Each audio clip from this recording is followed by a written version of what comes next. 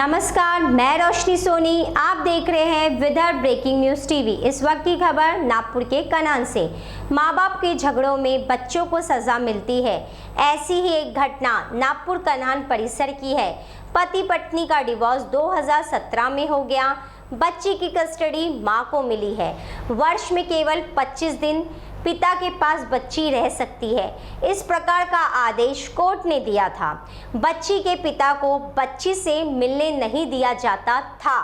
कुछ दिनों के बाद पत्नी ने दूसरी शादी कर ली और पिता ने भी दूसरी शादी कर ली। बच्ची को नाना नानी के पास रखा गया। माँ बाप के झगड़े के कारण और माँ बाप से दूर रहने के कारण बच्ची तनाव में रहने लगी।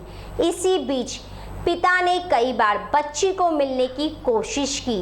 2 बार अलग अलग थानों में शिकायत भी दर्ज कराई।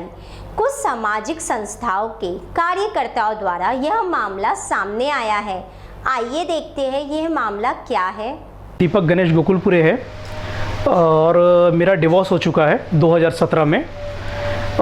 मेरी वाइफ का नाम ज्योति दीपक गोकुलपुरे है, जिससे मेरा डिवोर्स हुआ है और ये हम दोनों के बीच में आपसी सहमति में डिवोर्स हुआ है। डिवोर्स के टाइम पे एक डॉक्यूमेंटेशन साइन हुआ था। उस डॉक्यूमेंटेशन में ऐसा था कि गर्मी के 25 दिन और दिवाली के 5 दिन बच्ची अपने पिता के पास रहेंगी और बाकी टाइम जो कस्टडी रहेंगी वो उसकी माँ के पास में जाएंगी।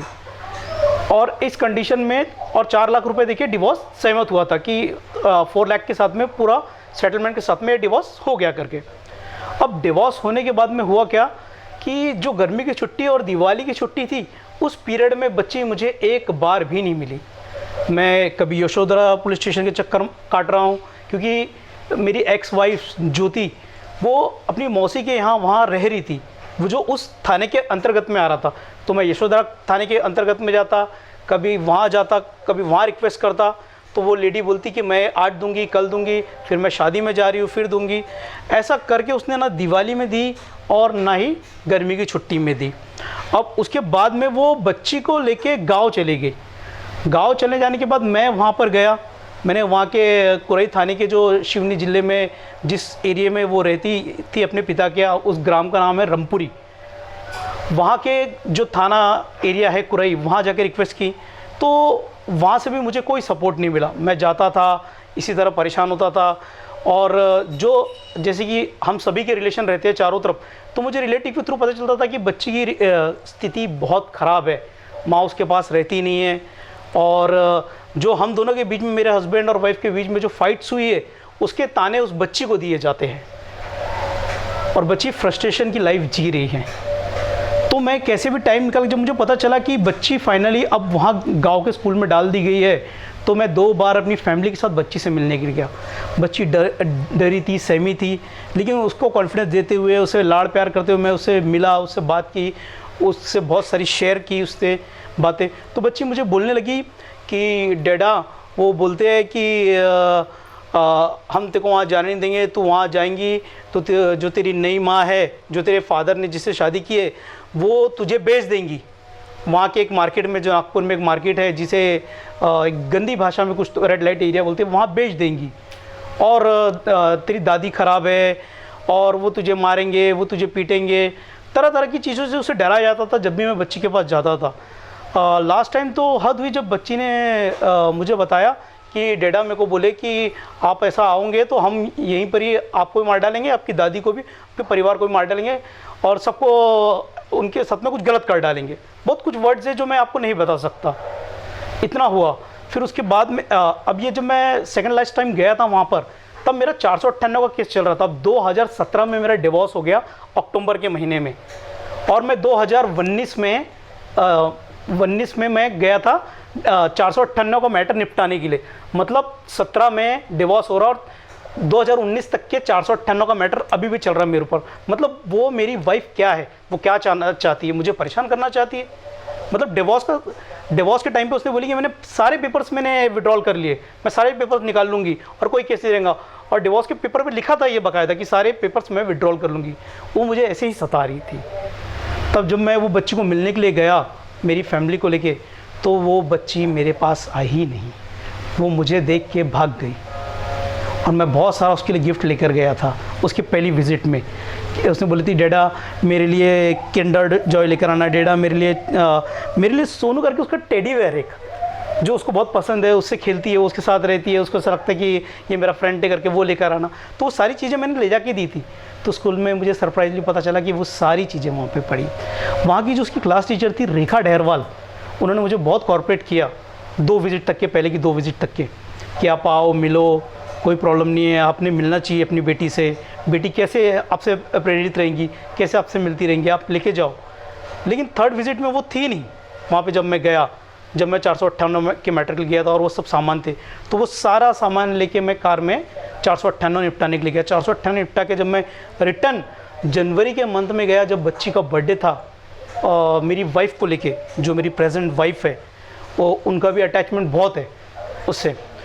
तो वो बच्ची देख के आई तो हमारे साथ में, लेकिन इस तरह बिहेव कर रही थी कि वो एक जैसे बॉडी रहती है ना, कुछ रिएक्ट नहीं करना, चिपका रहे तो चिपक नहीं रही, बोल नहीं रही, और उसका ध्यान दरवाजे की तरफ रहना, गेट की तरफ स्कूल के, कि उसके नाना ना आ जाए और उसे कुछ और कुछ ना हो जाए। उसको डर एक ही चीज़ का था कि उसके माता पिता या उसके जो भी रिलेटिव है, उसके फादर की तरफ से मेरे तरफ के, उनके साथ कुछ गलत ना हो जाए। वो बच्ची कुछ नहीं बोली, कुछ भी नहीं बोली। मैं शांत रह गया, मुझे समझ में नहीं आया कि मैं क्या करूं। और जैसे जैसे ये बात खुलती थी और जैसे कि सब बैकग्राउंड रहता है रिलेशन, मुझे पता चला कि लड़की के ऊपर में बहुत ज़्यादा प्रेशराइज़ किया जा रहा है। लड़की को यहाँ रहती थी तो एक सेंट्रल स्कूल में अच्छी इंग्लिश मीडियम में पढ़ रही थी बच्ची। फिर मेरी वाइफ ने जब डिवोर्स के मैटर चल रहे थे उस टाइम पे निकाल के उसने एक मराठी स्कूल में डाला इंग्लिश मीडियम से, फिर उसने निकाल के एक उर्दू स्कूल में डाला जब वो नागपुर में ही थी। डिवोर्स का मैटर चल रहा था उस टाइम पे। मतलब आज जो लड़की पढ़ रही है, पहले इंग्लिश, फिर मराठी, फिर उर्दू, और आज वो एक गांव के स्कूल में जहाँ चेयर स्टूल कुछ भी नहीं होता पढ़ने के लिए, बच्चे नीचे बैठ के पढ़ते हैं, ऐसे जगह पे पढ़ रही है। आज उसका क्या भविष्य होगा लाइफ में, मुझे ये सोच सोच के मैं रात में मुझे नींद खुल जाती है, डर जाता हूँ, कभी कभी बुरे सपने आते हैं उसके लिए, लेकिन मैं किसी को कुछ बता नहीं सकता। और ये सब तो वहाँ रह रही है। और मेरी वाइफ ने शादी कर ली, एक्स वाइफ ने, ज्योति ने, वो शादी करके कनान में रह रही है पिछले 1.25 साल से। जिस दीपक हांडा करके आदमी जिससे उसकी शादी हुई है, उससे उसका एक बच्चा है, उसके साथ में खुश रह रही है। मेरा एक सवाल है इसके अंदर में, मैं अपनी लाइफ में सेटल होके अपनी वाइफ के साथ में खुश हूँ, मेरी लाइफ में मैं बहुत खुश हूँ और वो अपनी लाइफ में खुश है, और मैं अपनी बच्ची के लिए मर रहा हूँ 2 साल से कि मेरी बच्ची मेरे पास आ जाए, या साल में एक बार जो गवर्नमेंट के रूल के हिसाब से, कानून के हिसाब से दी है, उस हिसाब से मुझे बच्ची मिल जाए, मैं उसे 1 महीने में ढेर सारी खुशी दूँ कि वो साल भर वो खुशी से लेके खुश रहे।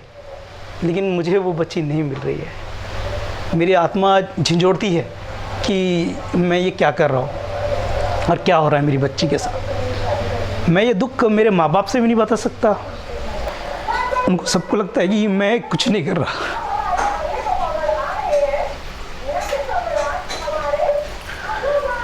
ये आज कुछ 15 दिन से मेरा एक रिलेटिव है, जो सारे रिलेटिव को फिक्र रहती है कि बच्ची बहुत अच्छी है, बहुत एक्टिव है, बहुत कुछ सबके साथ उसने अच्छा टाइम स्पेंड किया है,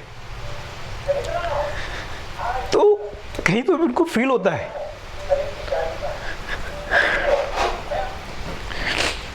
तो ऐसा ही मेरा एक रिलेटिव वो गांव में गया और पता लगाने की कोशिश की, अपने बच्चे को लेकर गया वो कि भैया थोड़ा पानी पिला दीजिए, बच्चे को पानी पीना है करके।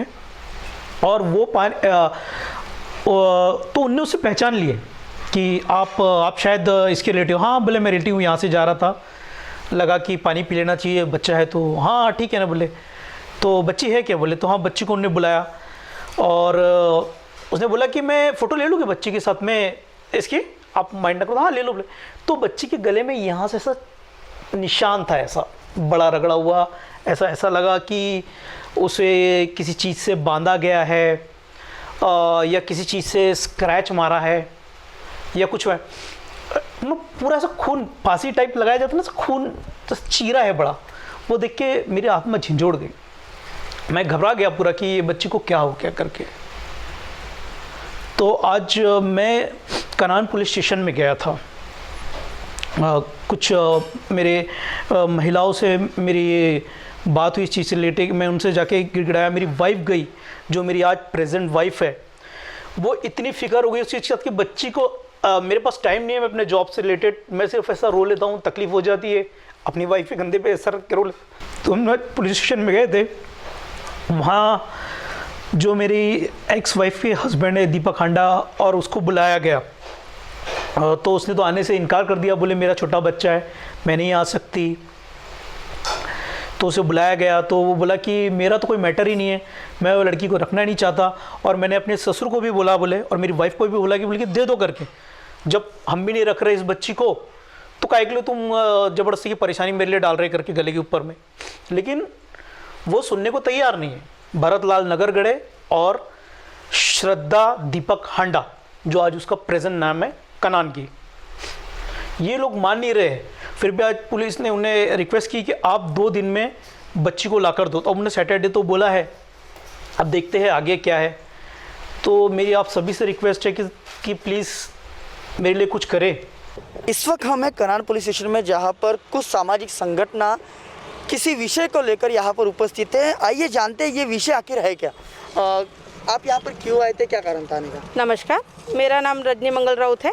सामाजिक सेवा भी करती हूँ और कांग्रेस कमेटी में भी हूँ। हम आज कनान पुलिस स्टेशन में आए थे क्योंकि झिंगाबाई टाकड़ी में हमारी हमारी फ्रेंड है, उनकी बेटी का प्रॉब्लम हुआ है। जैसे कि उनका डिवोर्स हुआ है, दोनों हस्बैंड वाइफ का, और हस्बैंड वाइफ ने दोनों ने अपनी अपनी लाइफ में शादी कर ली है। और जो छोटी बेटी है, उनकी बेटी है, वो बेटी उनने अपने नाना नानी के पास में रखे, वाइफ को दिया है उसका प्रोडक्शन देने के बाद में वाइफ ने नाना नानी के पास ले जाके रखा है। और वो एक छोटी सी स्कूल में पढ़ रही है, वो भी ज़मीन पे बैठ के, और जबकि वो प्रोडाउंस स्कूल में नागपुर में पढ़ती थी, अब वो एक कुराई गांव में पढ़ रही है। और वो गांव में वो बेटी के ऊपर में बहुत अत्याचार हो रहा है, और उसके लिए हम सपोर्ट करने आए हैं उनको, और हमको चाहिए कि उनको न्याय मिले। इसलिए हम कनान पुलिस स्टेशन में आए, और वहाँ पे पीआई आताराम जी सर थे, उनने उनके परिवार को बुलाए, पर उनकी वाइफ नहीं आई है, उनके हस्बैंड आए थे। उनके हस्बैंड आके बोले हैं कि 2 दिन में सेकंड हस्बैंड आए थे, और उन्हें बोले हैं कि 2 दिन में हम आपको वो बेटी को लाके देते हैं। अगर 2 दिन में नहीं लाके देंगे तो हम उनके गांव में जाएंगे, और हमको जो सामने में कार्रवाई करना है उसके लिए हम कार्रवाई करेंगे। और 2 दिन में हमने उनको समय दिया है, और 2 दिन के बाद में देखते हैं, अगर नहीं हुआ तो फिर हम ऊपर तक जाएंगे। और इतना बोल के मैं समाप्त। धन्यवाद। जो लेडीज़ लोग यहाँ पर आए थे, जो समाज सेवी संगठन यहाँ पर आई थी, वो इसलिए आई थी कि एक बच्ची जो माँ बाप से दूर है, बाप ने शादी कर ली, माँ ने शादी कर ली, अब बच्ची कहाँ जाए, वो नाना नानी की तरफ है। लेकिन वो बच्ची का क्या कसूर? दोनों ने अपने स्वार्थ के लिए अपनी ज़िंदगी यहाँ पर जी रहे हैं, लेकिन बच्ची जो है वो तड़प रही है। उसी बच्ची को न्याय दिलाने के लिए यहाँ पर समाजसेवी संगठन सामने आई। उन्होंने बताया, यहाँ पर वैशाली जायसवाल जी भी थे और समाजसेवी संगठन भी यहाँ पर थे, आपने देखा होगा। और यहाँ पर आने का उनका एक ही उद्देश्य था कि उस बच्ची को न्याय मिले। बच्ची को न्याय दिलाने के लिए उनके पिताजी समाजसेवी संगठन और वैशाली जायसवाल जी से मुलाकात की। उन्होंने यहाँ पर आने के बाद आतराम सर, जो यहाँ के सह निरीक्षक है, पुलिस निरीक्षक, उनसे मुलाकात की, जिन पे उनको ये आश्वासन मिला है कि बच्ची को 2 दिन के अंदर कस्टडी जो उनके माँ को मिली है, ठीक है, और माँ जो है, माँ बच्ची को अपने पास ना रखते हुए नाना नानी के पास रख रही है। उसी सिलसिले में यहाँ पर जो है उनके पिताजी जो है, क्योंकि पिताजी को एक दर्द पड़ा है, ज़रूरी वो डिवोर्स हो चुका है, उनको कस्टडी नहीं मिली हो, लेकिन कोर्ट की तरफ से उनको ये आश्वासन मिला है कि धूप काले में बच्ची 25 दिन रह सकती है और दिवाली में 5 दिन, लेकिन अभी तक के उनको न्याय नहीं मिला। इसीलिए यहाँ पर समाज सेवी संगठन यहाँ पर सामने आई और कनान पुलिस स्टेशन में जाके अपने विचार रखे और आवेदन किया आतराम सर को कि यहाँ पर जो है उन्हें न्याय मिले।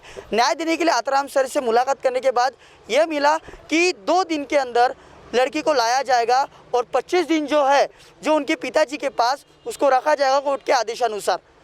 लेकिन बात ये आती है कि उस बच्ची का क्या, बच्ची की जो कस्टडी है माँ के तरफ दी गई है, लेकिन माँ ने दूसरी शादी करी, तो अब बच्ची कहाँ पर रह रही है? नाना नानी के पास। लेकिन कहीं ना कहीं कोर्ट के आदेशों का उल्लंघन हो रहा है, ऐसा आपको नहीं लगता क्या? जानने के लिए आपको देखते रहना पड़ेगा विदर्भ। ऐसी ही जानकारी से रूबरू होने के लिए देखते रहिए विदर्भ ब्रेकिंग न्यूज़ टीवी। आप जानिए हर सच।